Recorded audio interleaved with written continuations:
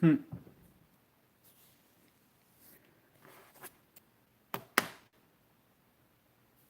Thanks for being the first one, Roger. All right, what do we got here? I need I'll do my pen.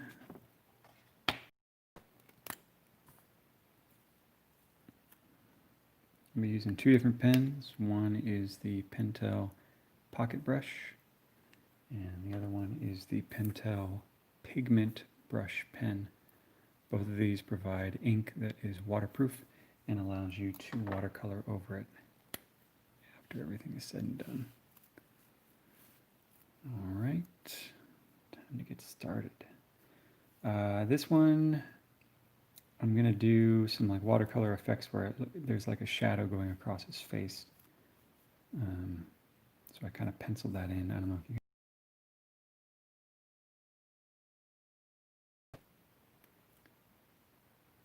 to make sure the drawing is exactly the way I wanted it.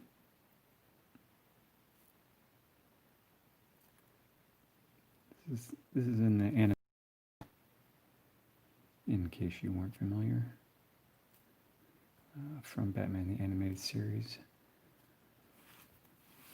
back in the 90s.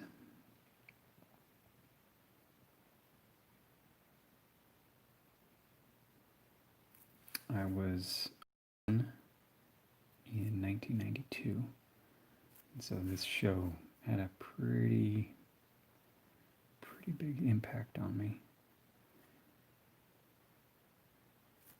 And I don't think I'm alone in that.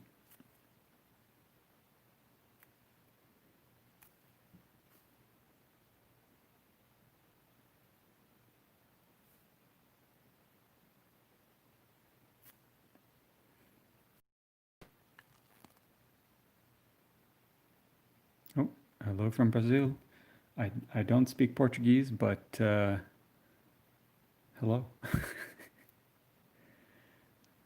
Aqui de Brazil. I recognize references. Yeah, I'm not going to be able to translate that.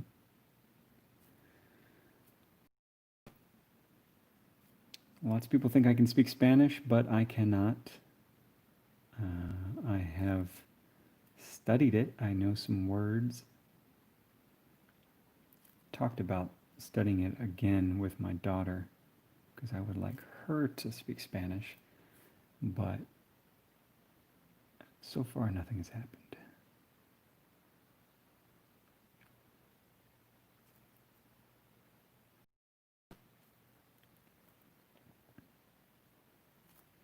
My first name is Italian, but I am not. However, I lived in Italy for my junior year of college. All of these things are just to confuse people. So I spoke a little bit of Italian at one time, but I am not Italian. However, I look Italian. This is all just to confuse people. It was a plan set out in the 80s by my parents to break down the barriers of racism. I love messing with people. Actually, I don't. I mess with my family a lot. And that's what's known as dad jokes. I'm just like a dad joke machine. I can't even help it. They just come out.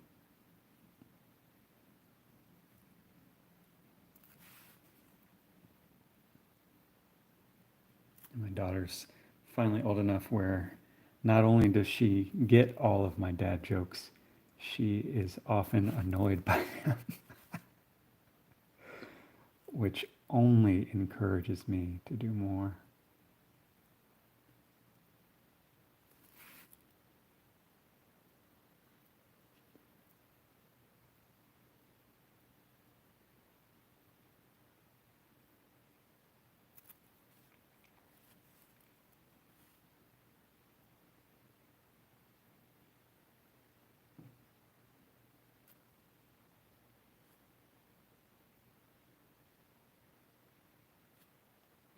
Trying to figure out how to treat that line. Sometimes I want to put a bump cheek, and other times, since it's the animated style, just a nice, crisp, clean line will work.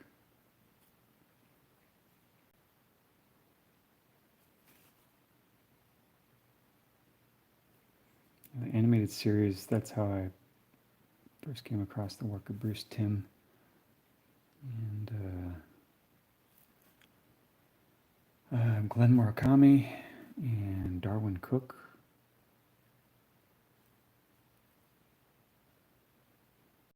That show was great. All the way down to the backgrounds and title cards, just everything. Everything was just spot on. Beautifully done.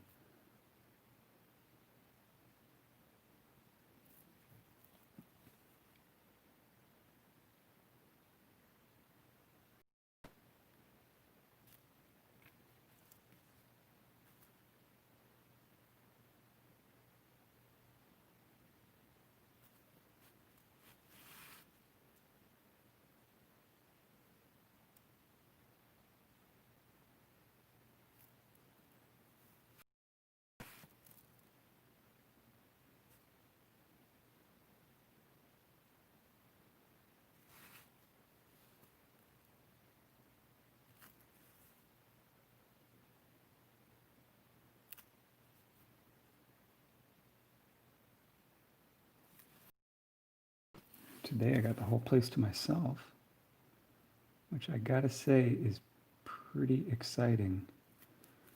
We're on day 152 of our own self-imposed quarantine.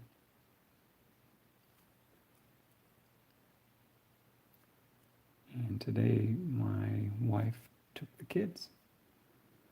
They went to the zoo.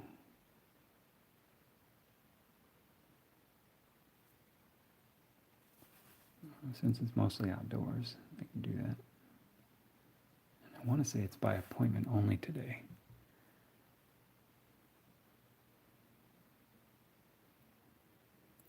But I don't know because I'm not taking them.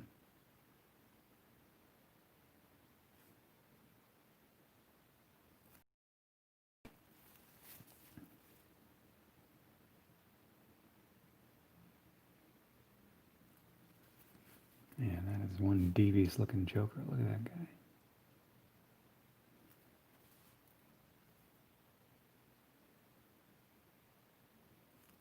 Voiced, of course, by Mark Hamill.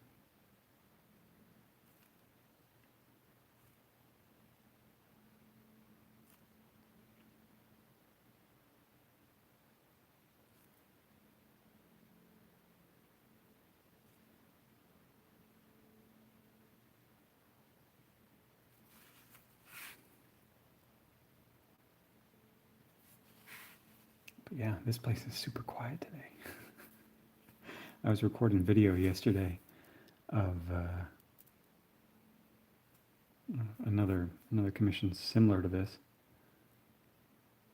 and I could hear the funniest stuff my daughter was saying. I don't know if the video picked it up, but I was cracking up so much I had to quit drawing or inking, whatever I was doing. I hope the video picked it up because it was hilarious. The kind of crap only kids can say.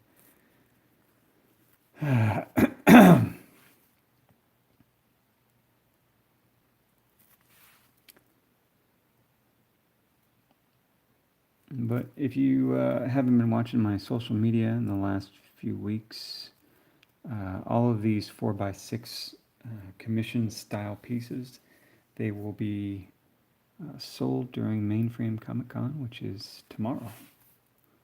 So I will, let's see, this is number 11, and then there'll be 12 altogether that we'll be selling for about $200 a pop. A couple of them will go for more. This one might go for more because I'm going to do a few more painted effects, and it's not just a headshot. We did a spider ham that'll go for $250, I believe.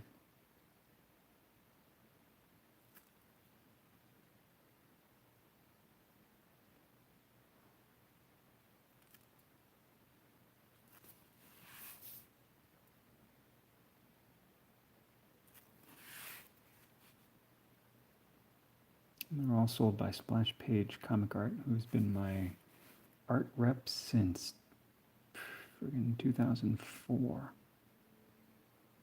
And I only started working professionally in 2002, so we got together pretty early on.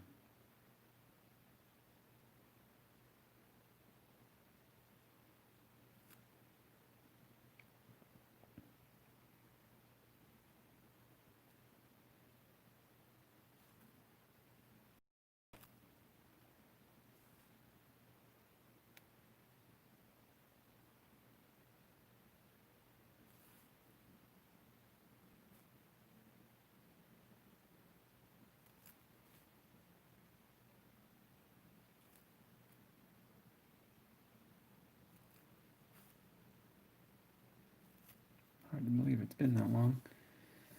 Been at this now for professionally since 2002, so 18 years.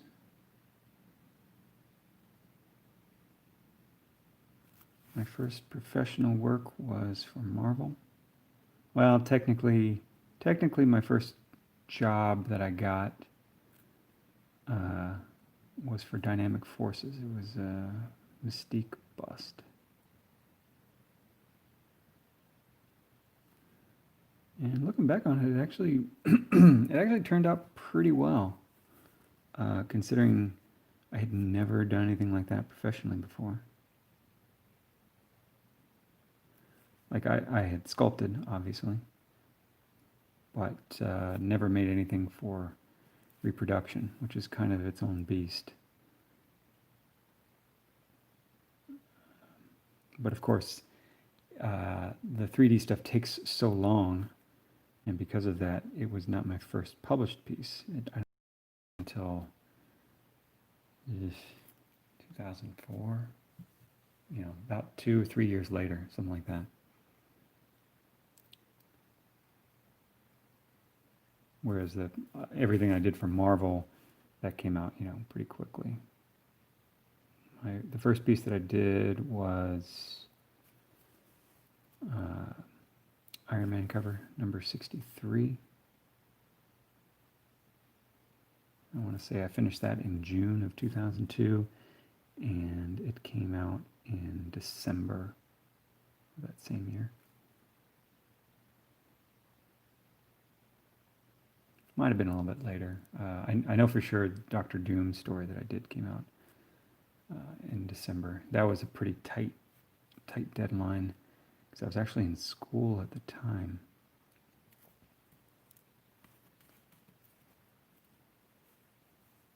Yeah, I was at school, Rhode Island School of Design in Providence. And I started the book, it was 11 pages written by Christopher Priest. I started the book in the summer before I went back to school. And then I finished it during school at the expense of my other official student work. Fortunately for me, that semester I had David Mazzucchelli as a teacher. And he had done the exact same thing when he was my age. So not only did he have sympathy, he also kind of helped me along with the story and gave me some pointers as I was drawing it.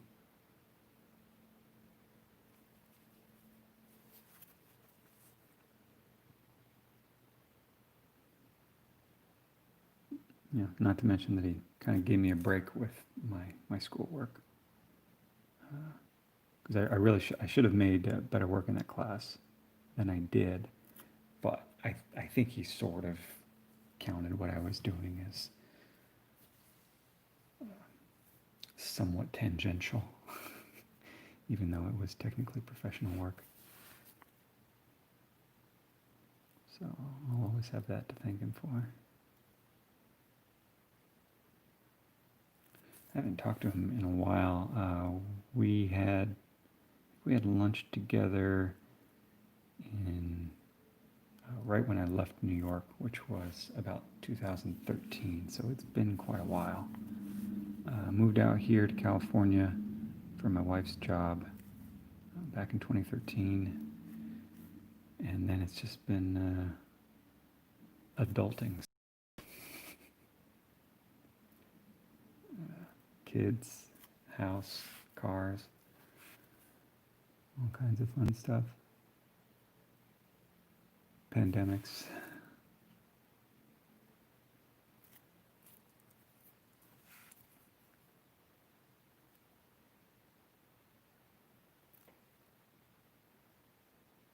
But we're doing well.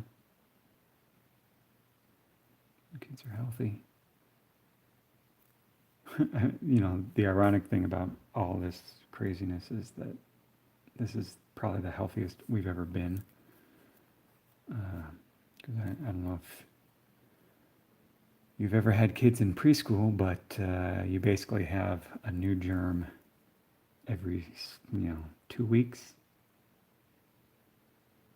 So I pretty much always had like low-level sniffles of some sort.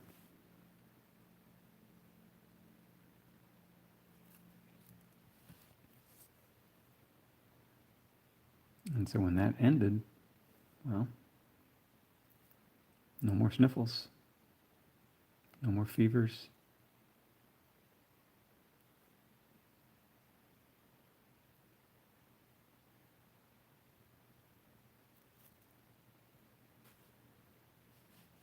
All right, that's looking pretty good. I think I'll leave, part of the, well, not part, like the main thing about inking is spotting the black. So if I want this shadow to pop, because, that's the part of his hair that's really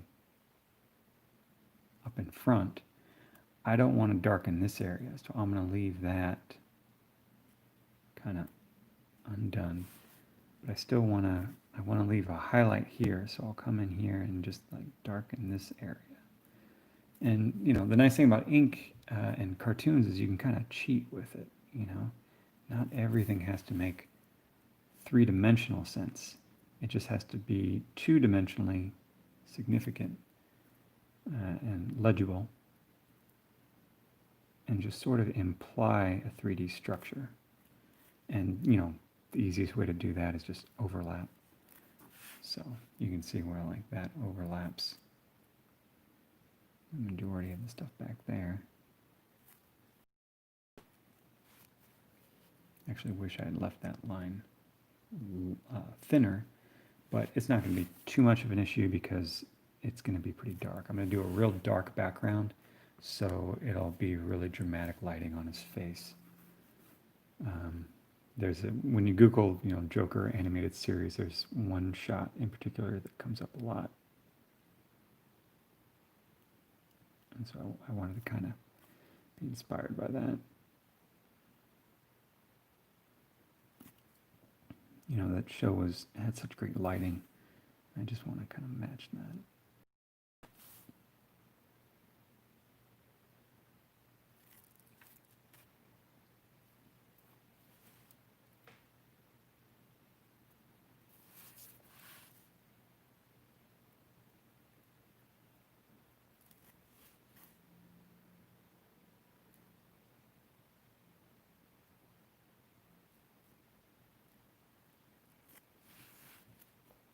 All right.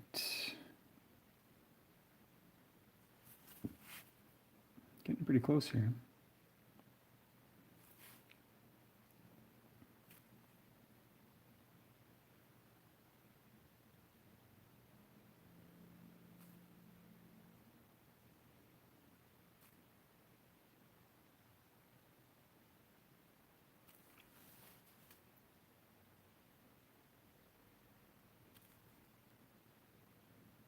Most of what I've been doing has been headshots, but this one I wanted to do a border, so I'll end up taping all this out. That's why I have the border on there.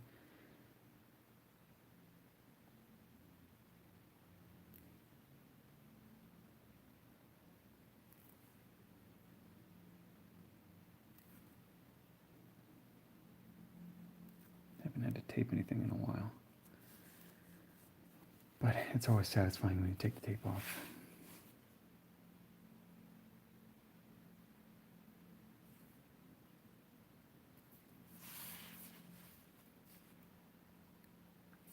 Okay. I guess I'll do his flower.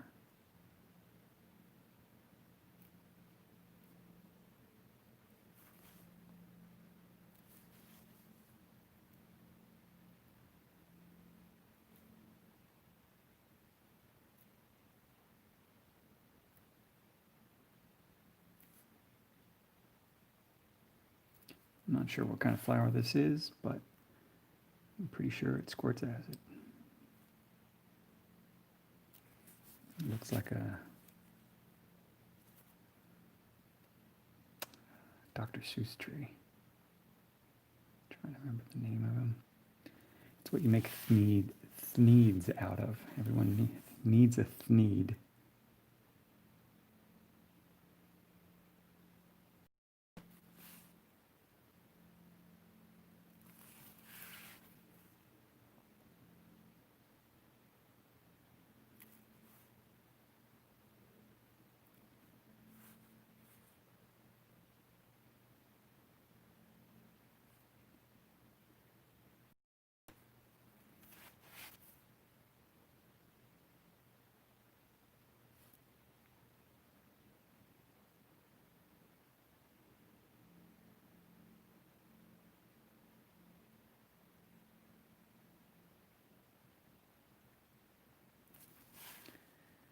All right.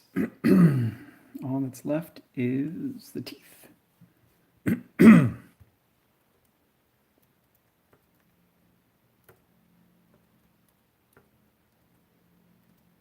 Pull up my reference real quick.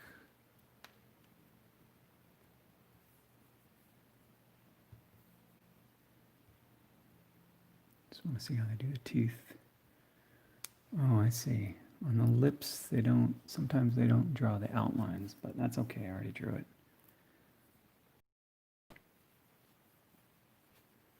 And I don't know if you noticed, but I've got his lower jaw kind of off to the side, like it's a crooked grin.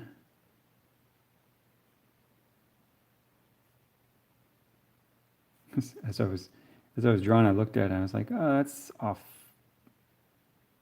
Like his chin is off center. And then I just kind of rolled with it.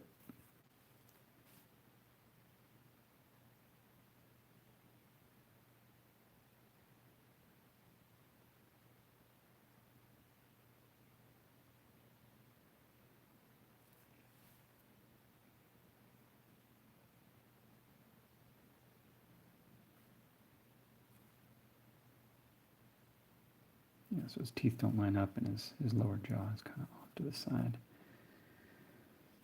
All right, maybe put some shadow under this guy.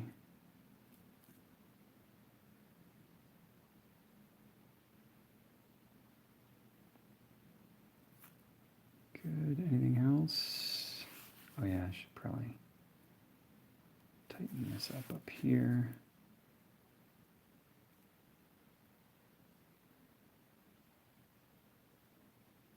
Looked kind of unresolved.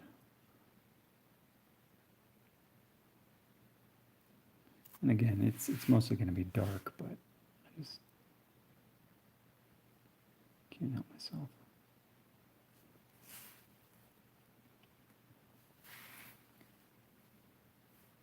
I like leaving some of those shapes open and just letting the color define the form. Actually, I wish I would do that more.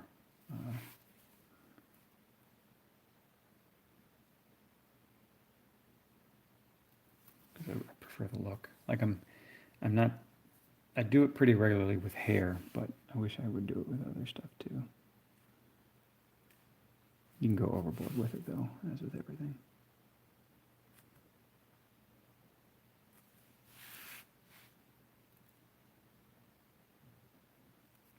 Okay. Everything good? Let me look back and see if I can answer any questions you guys have had so far.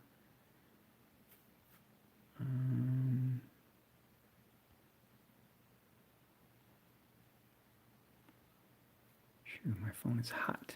Owie. Thanks, Dentunes. Yeah, I did a Batman The Adventures Continue cover. That was a whole lot of fun.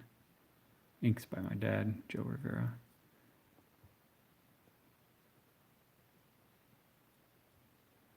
Any advice on practicing form? Just draw every day. Try to draw from life and really to think about, in order to help draw things in perspective, just imagine a box around everything. Sometimes just drawing boxes from memory, and turning the box, around, or even do stuff like this. Just try and draw a box. Boom. It's on the same plane. And it can either be in the same perspective or it can be out. You can like rotate them. What you're trying to do is internalize perspective. Because what I'm not drawing here is the horizon line, which is about here. So even though I'm not drawing it, I'm still thinking about these lines going back to a vanishing point and these lines going back to a vanishing point. So the closer you get to that horizon,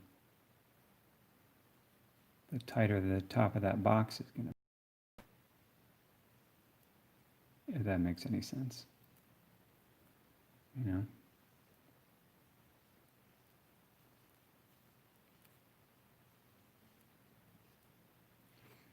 And, this holds true even for organic forms.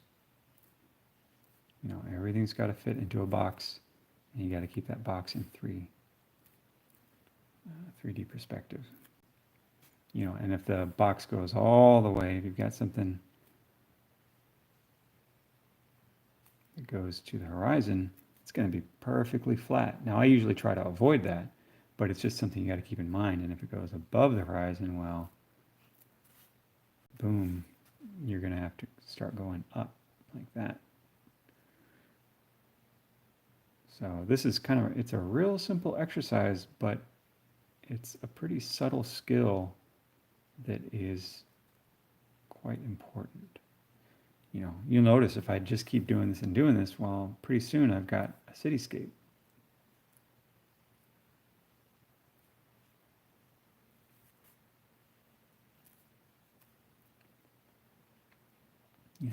And then you can start keeping things on the same plane, but rotate it.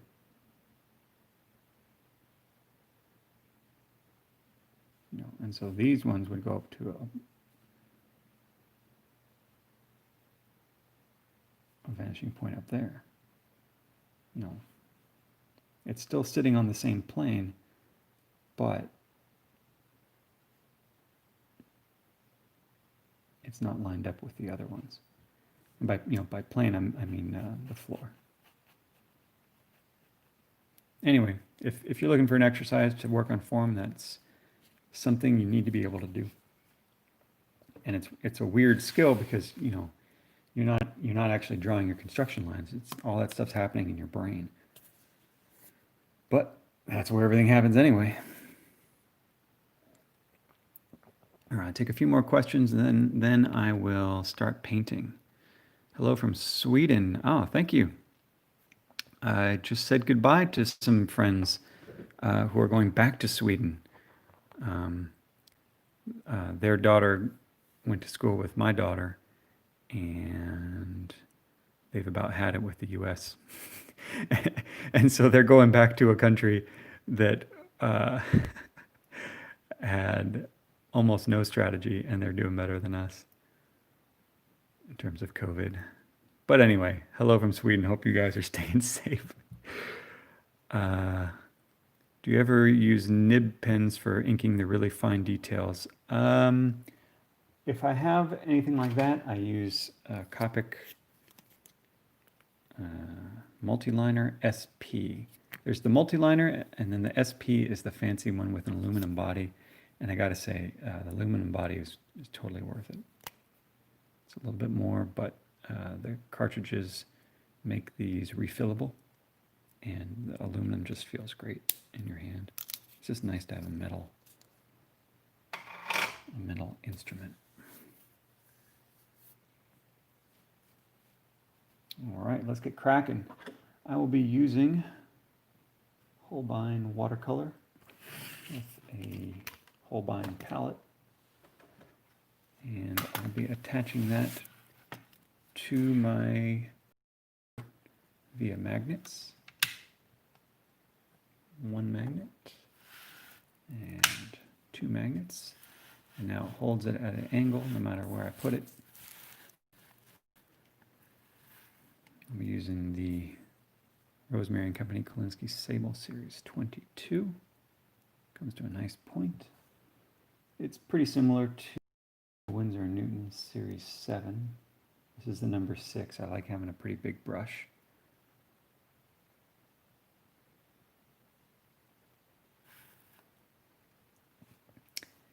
I think, oh yeah, I want to tape it out.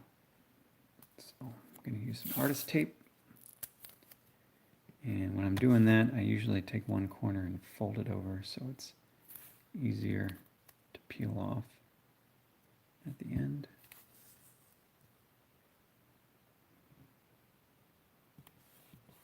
Looks good.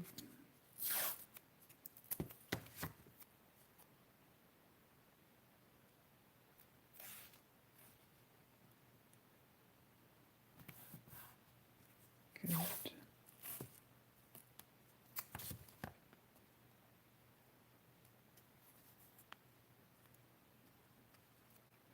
Guys, you don't even know if it's so relaxing. Like I don't hear anyone. No one's home. I haven't been this way in 152 days. It's so peaceful. I love my kids, but man,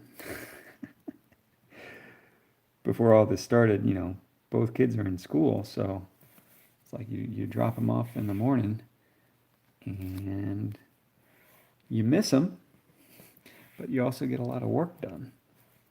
And you see them at dinner time and read him a book, put him to bed, but now it's just daycare all day long. So I gotta say, I'm enjoying myself today. All right, the tape is on, and I'm gonna get rid of some of the construction lines drawn with a pencil. But I want to leave some so I remember how exactly I'm gonna do. I think this goes here. That goes there. Let's see.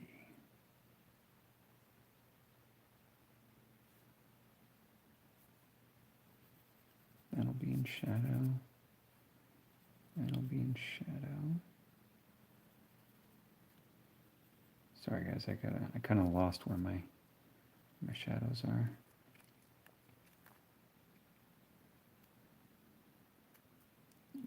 I mean, I'm kind of making this up, but still, I want to have at least a two-dimensional plan of what's going on. Good.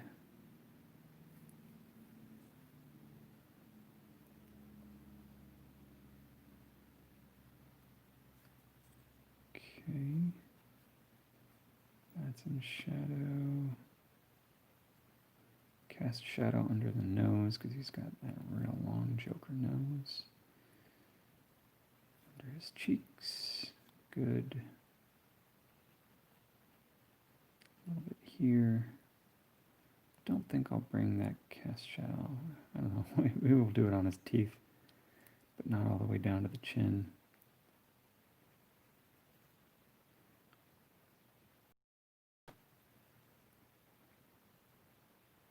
A little bit pop up right there. And then this will all be in shadow. Sorry guys, when I go into 3D rendering mode, like I'm essentially ray tracing in my head, it takes a lot of brain power, and I can't really talky talk. I can only talk about, I can only basically repeat exactly what I'm doing. This is how my brain works. And probably yours too. Okay, cast shadow goes there, onto there. This will all be in shadow.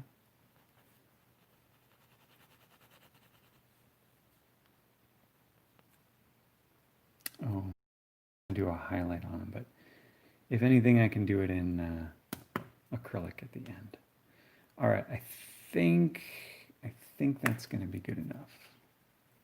I can make some more decisions on the fly as they happen. I'm going to do the background first. I'm going to use, I think, to unify kind of the color palette, I'm going to use Payne's Gray on everything. Okay.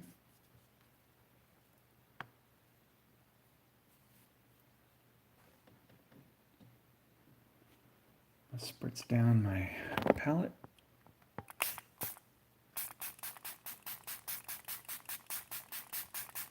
Boom, boom, boom.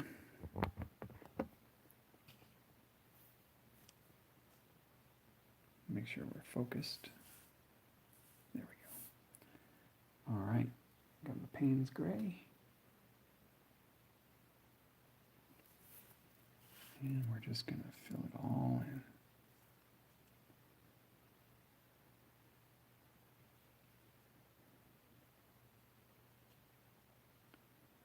Now, this will probably be darker eventually, but I want something to work against.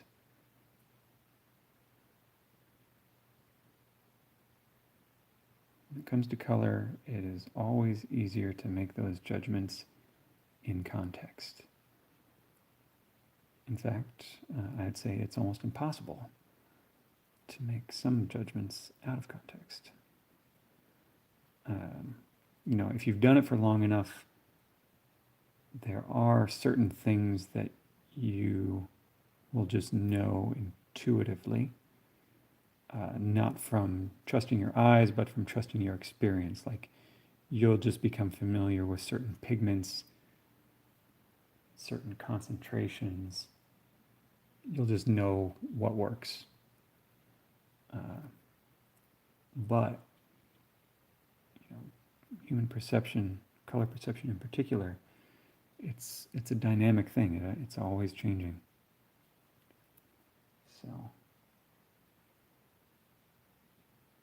it's best to do a color study if you've never done anything like this before. Kind of plan things out a little bit. You know, if I'm doing like a finished cover or something, I always do a color study first.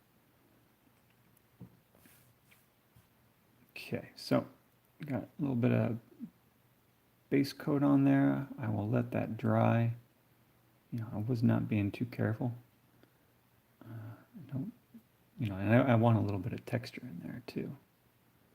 I don't want it to be too overpowering, but I want something to work against. And now I'll go in and start kind of toning things down. Again, like I said, I think I'm going to do everything in Payne's Gray first. I haven't been working that way for all of these, but with this one, since it's more than just a head, I want to get a feel for the entire piece before I start adding in different hues. I just want to concentrate on value at the moment. So the hair is going to be pretty dark. Green, of course. But really what I want to do is figure out the shadows on the face. So that means his nose, the cast shadow underneath his nose, and it's fairly dark, but it's not so dark to go over and put a color on top of it. In general, with watercolor, the more layers of color you add, the darker it always gets. So if you are either unfamiliar or not experienced with watercolor, just start light and work your way darker and darker. You know, I have a pretty good feel for how dark I need to go to begin with.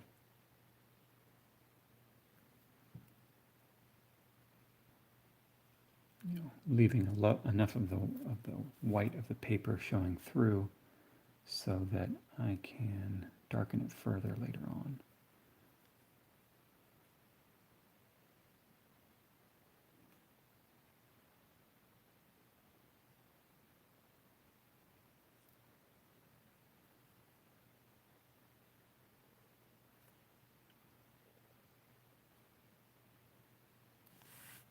Sorry, sometimes I have my phone in pretty close to the drawing board, so sometimes I'll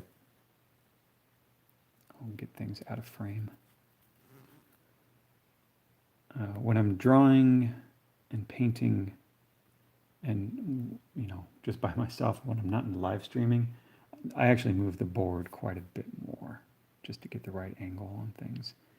But I try to make a conscious effort when I'm live streaming to keep things pretty still, just so it's not so jarring for those who are watching.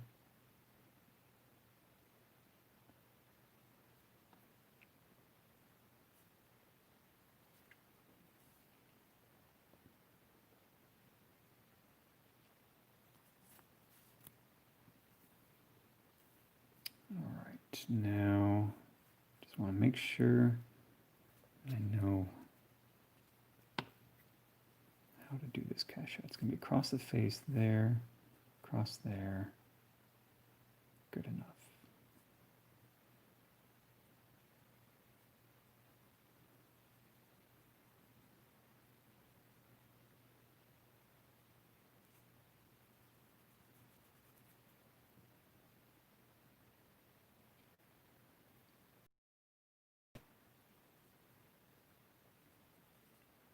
Yeah.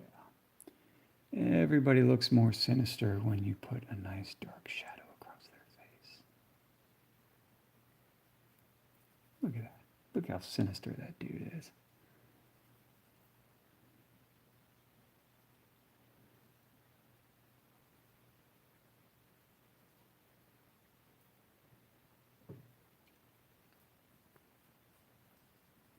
What you're not seeing is my scratch pad, which is just out of view of the camera.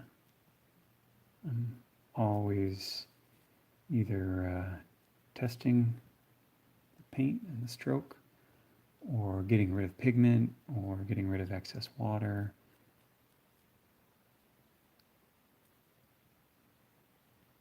I actually had somebody on Instagram, a couple people asked me about that on Instagram, so I did do a recent video where I made an effort to the process of loading my brush, which is a little more difficult to capture in live streaming, you know, without a second camera setup.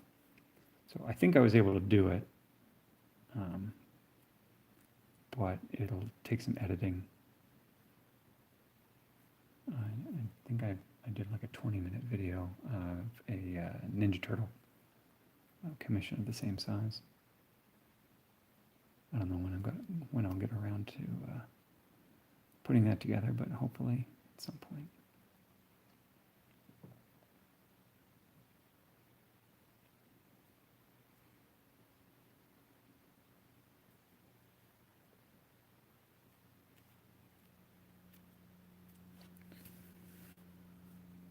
All right, more cast shadow.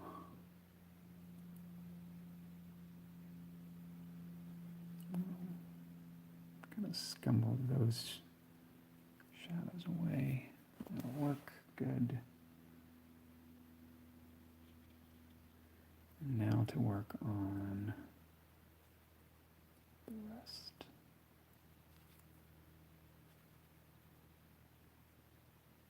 And again, like I mentioned, this shadow setup, it's pretty much, I don't know what, maybe he's standing under a window.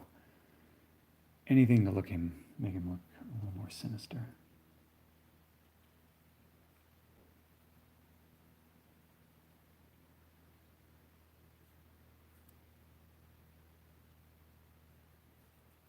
And so, in my brain, I'm actually imagining, I'm not really imagining what the window looks like. I'm kind of projecting a shape across a rudimentary three-dimensional figure in my head.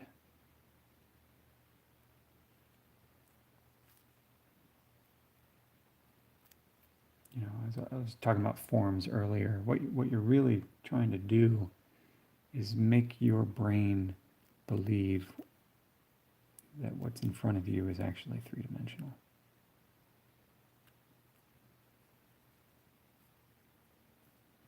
And of course it's easiest if you're just painting what's in front of you, if you have reference, but that's not always possible. So you really have to, drawing is kind of learning how to trick your brain into believing what you want.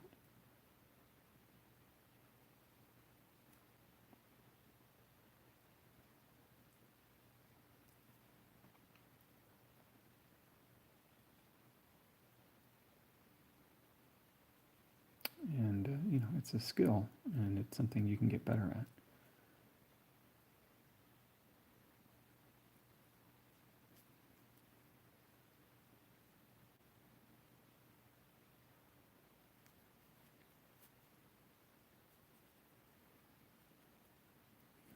If you notice, I often just use my finger as an eraser.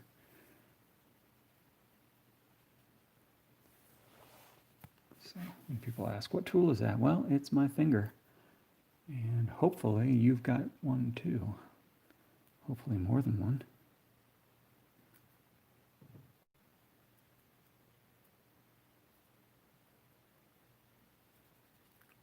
But not everyone is so lucky.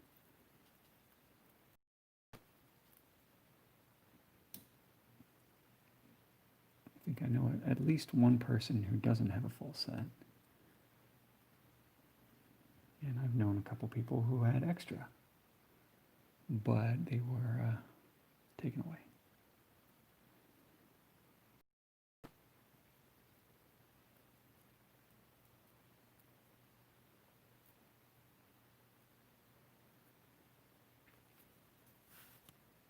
The fingers, that is, not the people.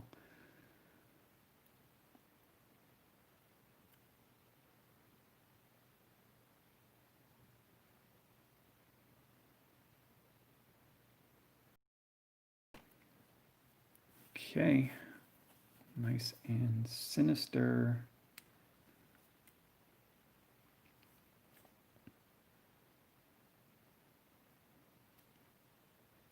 Okay, so once that's done, I have a pretty good idea of what, the final pick is going to look like.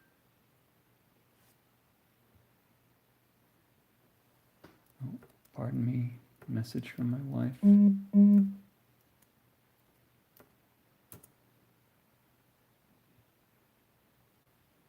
Give me 1 sec, guys. I need to open up my computer.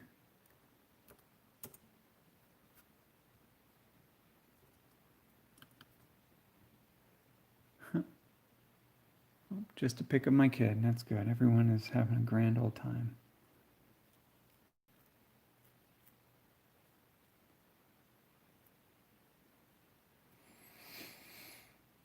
All right, now while that's open, I'll go ahead and start putting in some color. Let's start simple and do green. It's got a nice kind of forest green for his hair. I might add a little bit of blue to that, just a phthalo blue. Actually, I don't know what. Let me see what compose blue or peacock blue. I can't remember which one it is, but they're both kind of the same. I don't know why I bought both, but they do the same thing.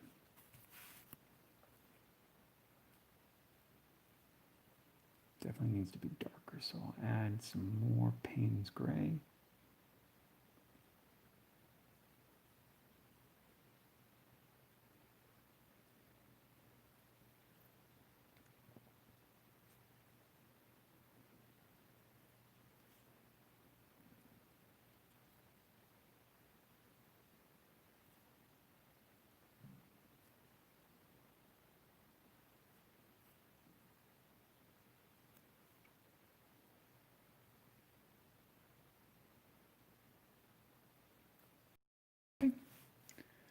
Nice and simple. And a purple suit. Now, purple is going to be tricky. I'm going to go with like, let's start with alizarin crimson and a little, just a touch of dioxazine purple. Because I actually want it to be a little redder in the highlights.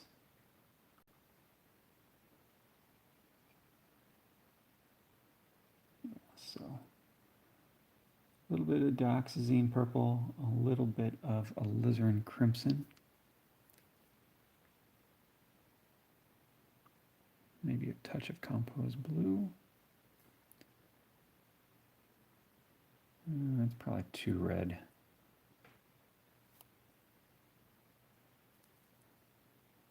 That's okay. We can tone it down later. I actually want it to be a pretty dark piece in general, because the darker you make it, the more the light is going to pop out, and I really want that light to pop out on its face.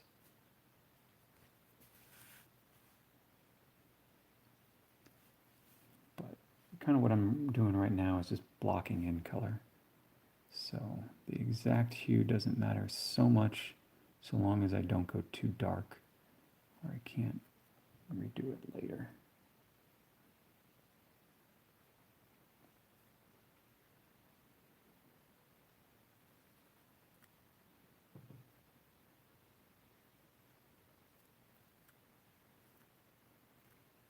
And that does mean that I have to go in and repaint things a couple times. But that's just kind of just how I watercolor.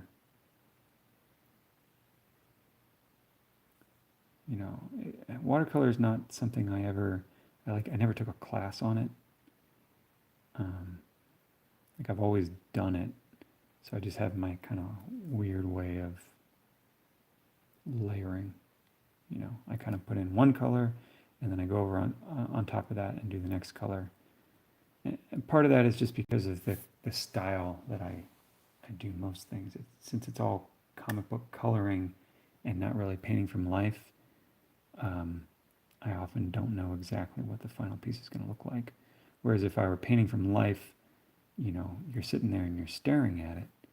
So you might have the opportunity to try and mix a specific color and get it done in one shot. But that's not really what I'm doing here. I'm kind of working my way through the picture.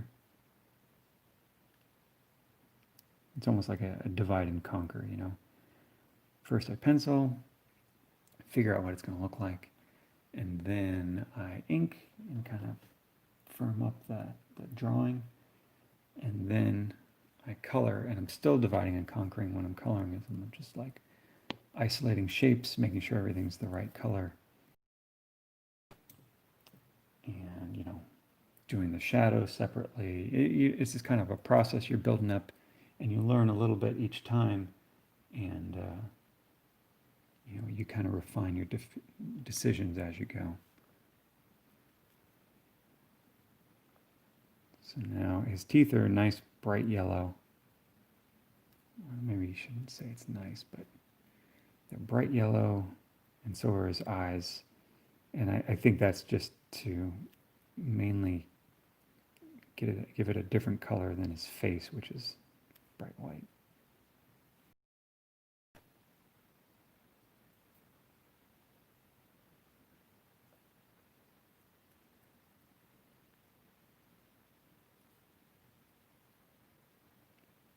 now he's even more sinister. All right.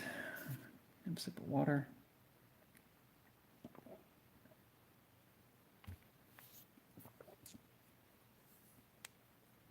All right. Orange shirt. Is that right? Orange shirt and a blue, what is it, a ribbon? I don't know what to call it.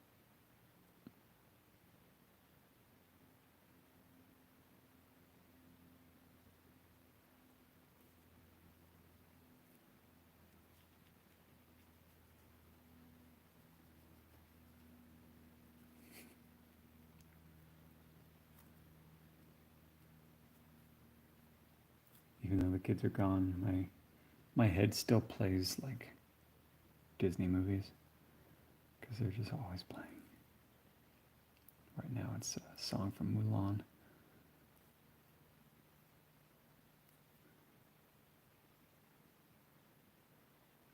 There's like a collection of, I'd say maybe 20 songs in my head that are always playing at one point or another. Like every once in a while I'll try and like make a conscious decision to break it up and put something else in my head, but it always defaults to like some kind of Disney song, like Moana, or something like that, or it's the Star Wars Cantina song, or Snoop Dogg. it just kind of cycles between all of those completely random things, and I seem to have no control over it.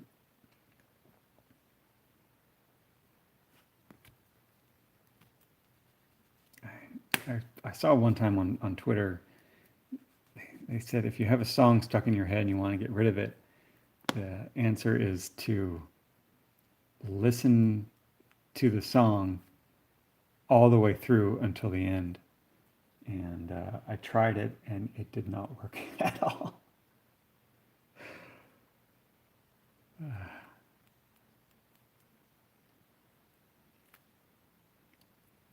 That is too orange, so I'm going to tone it down with a little bit of burnt sienna and burnt umber.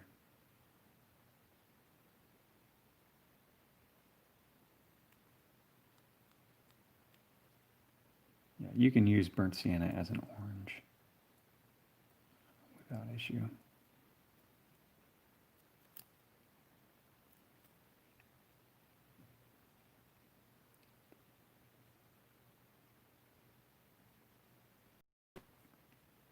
Yeah, back in school, I remember I did a painting in burnt sienna, like a life drawing, life painting, and man, I didn't notice it at the time, but afterwards, my professor was like, "It looks like they're in a sauna. Like it looks like they're on fire.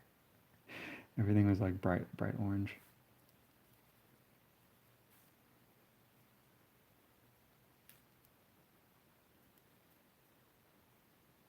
Yeah, it's funny. Like I think that's like the main difference between me now and then is just I just notice a lot more, and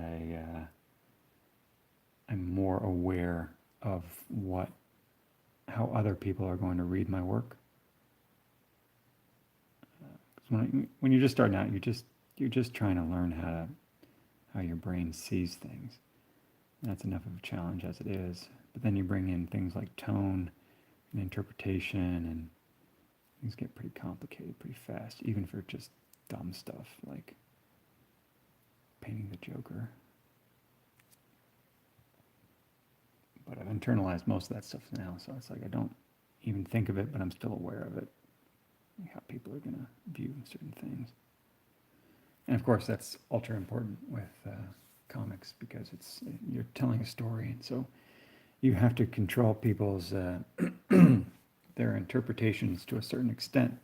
You know, there's obviously some things you are not capable of doing. You don't know who's going to read your work, but you have a pretty good idea of how to put an idea into someone's head. And at the very least, guide them along through a story. That's what when the editors, whenever they talk about storytelling, that's what they're talking about. And, when I first started, it was not really a skill I had. I was able, I was working with experienced writers, so that made the biggest difference for me. I got a pretty, well, it was just a super tight script. It basically lays it out. And if you follow the script, as described, you can't fail if you just, do what they tell you to do. And that's great for when you're first starting out. And then later on in my career, usually, I'd say right around Daredevil, that's when I realized that I could spend a little bit more time interpreting what Mark Waid had put on. And not just that, but he actually expected me to a certain degree. And once I started working that way, in a way it was harder, but it was a lot more fun. Because, as an artist, you're going to think of ways to convey an idea in a different way than someone who's just dealing with the mechanics of the story is going to deal with it. Because there's some things that, like certain opportunities, you're just not going to see until you get shapes on a paper, until you can all see it in context. Shapes on a paper, that's like snakes on a plane. It's my new comic.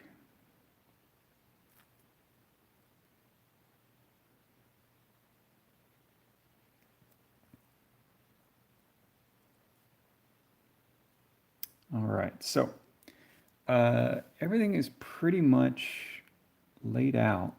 I've got all the colors in the right spots. I know what everything needs to be. I know where the shadows go. And all that being said, I don't really like it yet. And I think the reason is I wanted it to be like a cool, temperature-wise painting. And so I need to tone down the white of his face with some phthalo blue. And I need to make all of the shadows darker.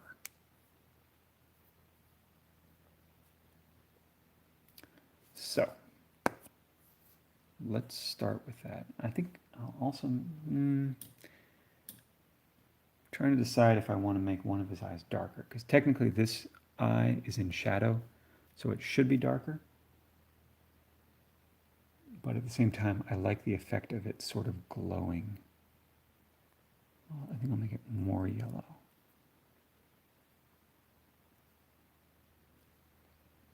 Yeah.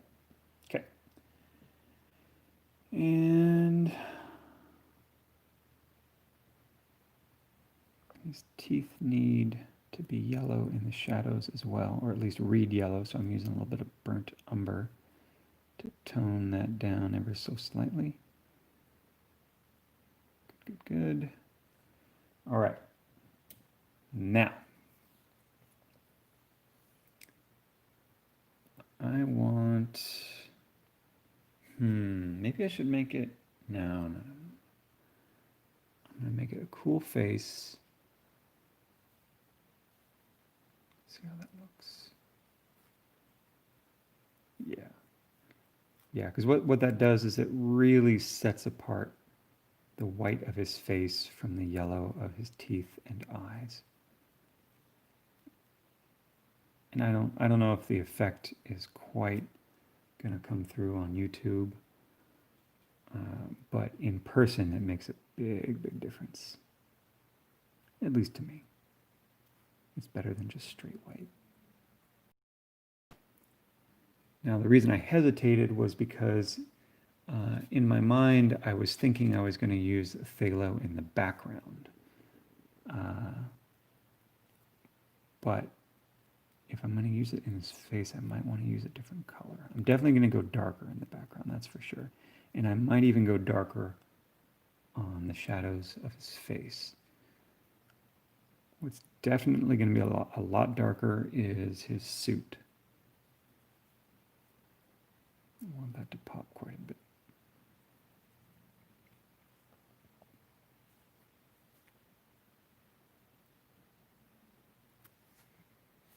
Okay.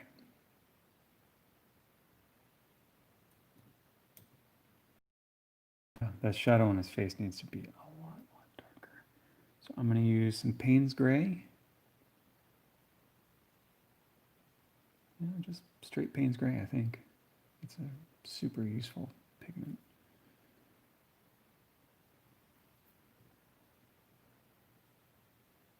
Yeah, the one thing about animation that's really nice is because the final product is, literally light hitting your eyes, you can make the contrast between light and shadow greater. Whereas if I'm doing something for publication, I usually hold back on my darkest darks because I know they might get just completely shadowed out because it's just too much ink on the paper. So with animation, you'll often see, screen grabs online, and everything is in super deep contrast, but you're still getting color information in the shadows.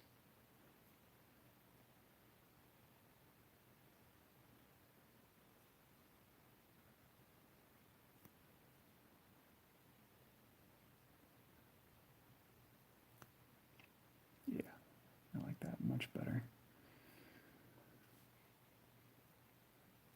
Yeah, I'm looking on the screen. It doesn't look that much different on the screen, but to me, in person, it makes a big difference.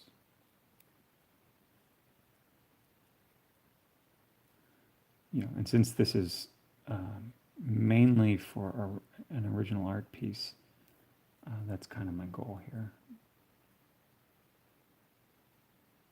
Not really thinking about publication or printing or anything like that.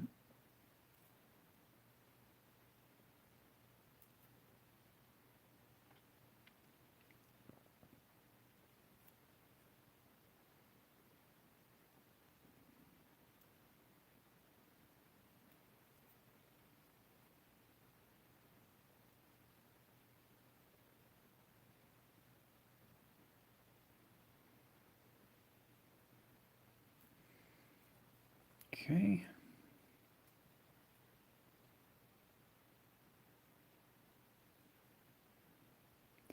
I think that'll do. All right, now let's make that suit much darker.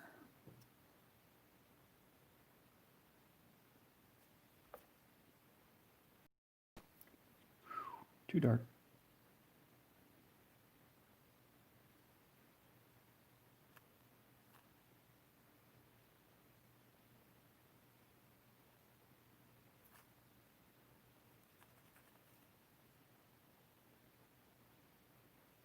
Yeah, when it comes to watercolor, you've got maybe a minute to make edits. So if you'll ever see me on here painting something, I kind of plan out if I'm going to color in a section. In my mind, I'm like planning out the strategy for getting around it without letting the watercolor dry.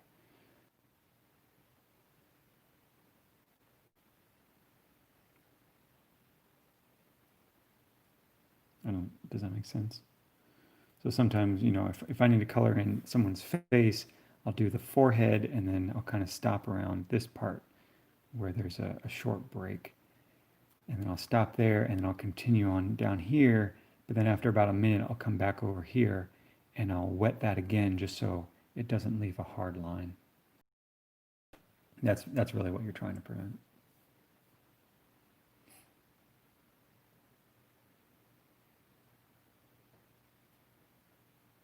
Just trying to keep the watercolor from settling in a place that you don't want it to settle in.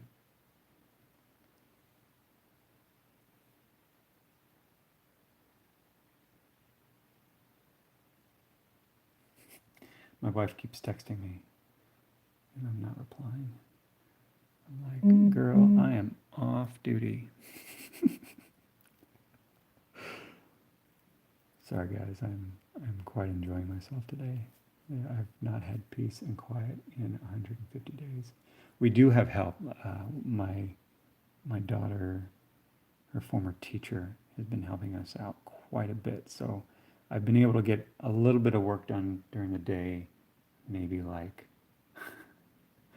an hour or two if I'm lucky. But like they're still in the house, and they still, often need me for various things. So, long story short, today is super relaxing.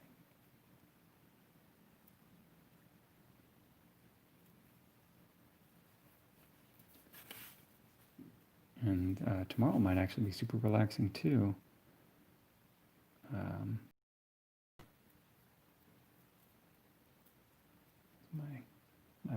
My wife will be taking one kid, and then our caretaker will be taking care of the baby upstairs. He's not a baby. He's 1 year old. He's a toddler.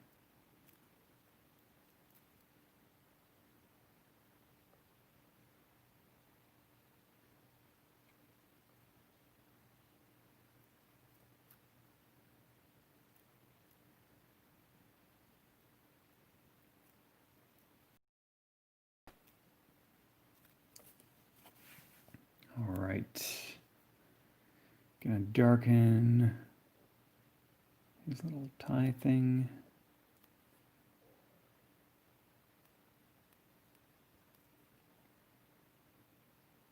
The first pass with the Payne's Gray was really just to plan things out. So, do I have to do everything again? Yes, but it's because when this all started, I really wasn't quite sure what I was going to do. So just do it lightly, figure it out, and then do it again.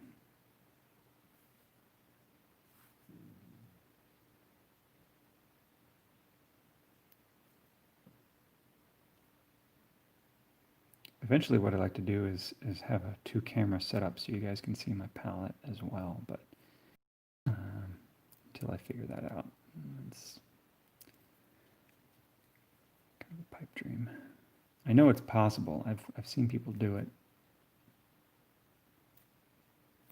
but I don't know how much time it takes to set something like that up.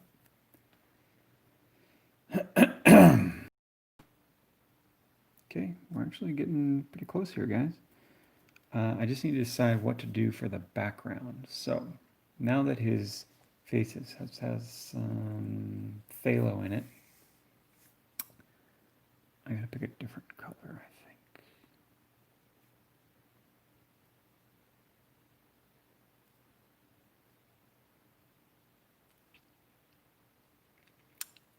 Let's see, what should I do? I want to keep it cool. I don't want to do purple. I think I will do...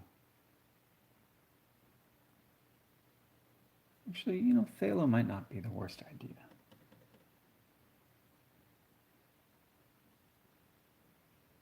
Yeah, because it'll match his tie. Yeah, I'll do it. But first, I make everything darker.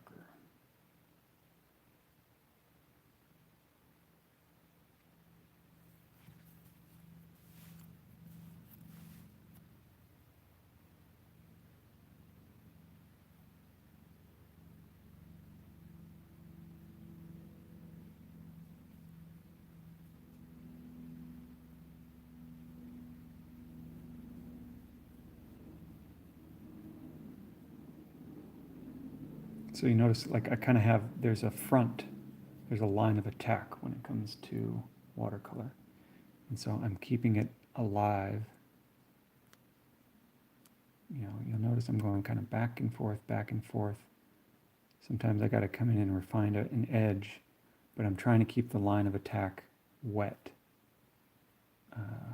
before it solidifies into a solid line. Now, it's not perfect. Like there's still some modulation and modeling throughout there, as in modeled.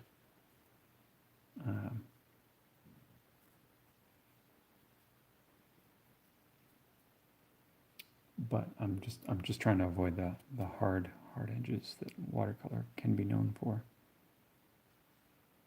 I like having hard edges sometimes, but I like to choose where that happens.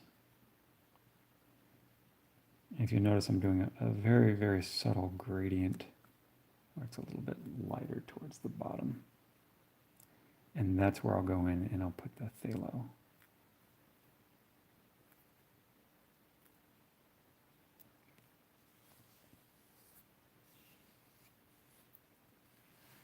Yeah, and I'll probably do one more pass up there in Payne's Gray to really make it dark. And you know what? I think I might switch to my big brush. If I could find it.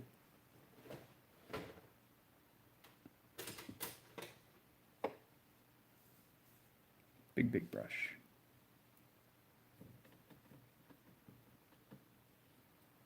This is the Silver Brush Black Velvet line. It is a mix of organic and synthetic fibers, and they're not too expensive, so they're a pretty good deal, and they get the job done. I prefer the super fancy Kolinsky ones for detail, because they come to a super sharp point. And the Black Velvet can do it, but it has to do with the way they're made. It's not quite the same.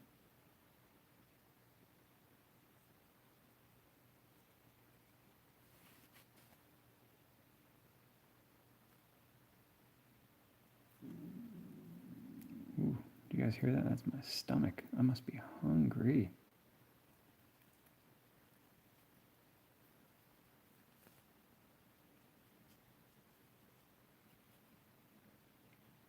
And after this, I think we'll be done. I'll answer a few last questions. So if you have questions, ask me now, and I will answer before I sign off. And then this guy will be done.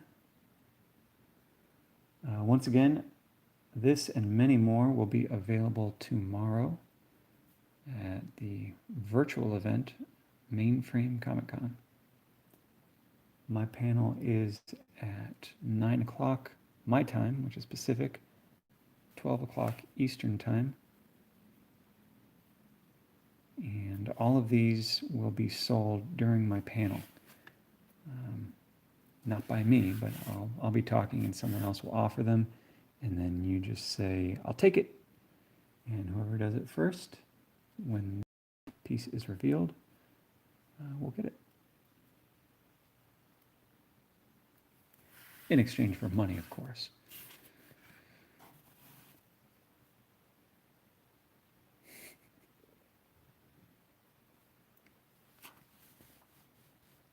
All right, kids. I know you're not all kids, but that's just how we talk. There we go. I might do a few more touch-ups here and there, but this is basically what it's going to look like when it's all done. There's always about 30 minutes in a piece that I don't, I never live stream or record because it's just too boring.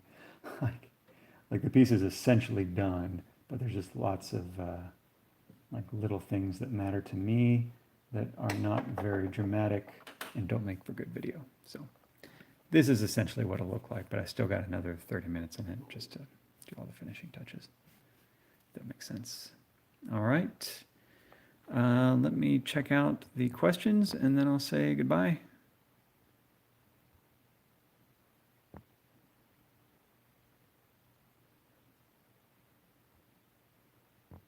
All right. What's the first artistic interpretation that comes to you comes to mind when someone brings up the Joker? Interpretation? Question from Tyler. I don't know. It's probably Batman the Animated Series. Most of my DC knowledge, it comes from the cartoon. To be honest, I've read stories here and there, but pretty much when I think Batman, it goes to that. And in my mind, if I ever did a Batman story, it would probably be a cross between that and just my own style and maybe the illustrated work of, for figure work, I'd say John Legata, and for background work, I would say Hugh Ferris. So if you ever want to imagine what my Batman story would look like, look up those guys. Hey Paula, would you ever do some type of Halo artwork? I had never have. I've never played. I would do it if someone commissioned it, but no immediate plans, and I don't really have any kind of personal connection to it. I like your work, Paula. Thanks, Matt. I'm not going to attempt that name. I hope you do live streaming. Yeah, I've been doing, at least one a week, one a month for the last 150. Dexter, this guy is good. He should be hired as an artist for DC Comics or something. Thank you, Dexter. I've done one cover this year and a handful in the past. I would love to do more. Unfortunately, in the shakeup they just had at the company, the one editor, Mark Doyle, is gone. He was the one that I was going to work with. So I don't know where any of that stands now. He's been trying to get me to work there since 2013. Same, I think, with Andy Corey, who was also let go. So that was just, it's a huge loss for the company. Those were all good guys. I don't know. I don't know what's going to happen.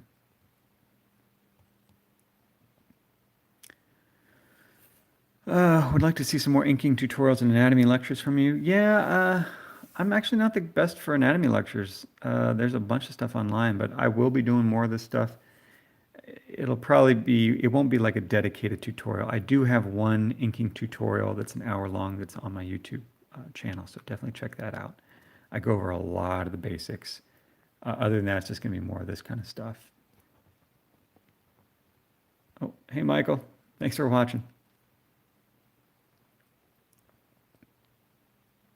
Visual communication and design. I don't know. It gets... That's kind of the stuff that's the hardest to get across. Let's see. I'm 15 and I love Daredevil. He's my idol from Turkey. Well, thank you. Thank you. I've been to Turkey once. It was for my honeymoon. It was awesome. And actually, we have really good friends from Turkey. First time watching you do this live. Oh, thanks. What's the most amount of work you've put into a project that ultimately had to be scrapped?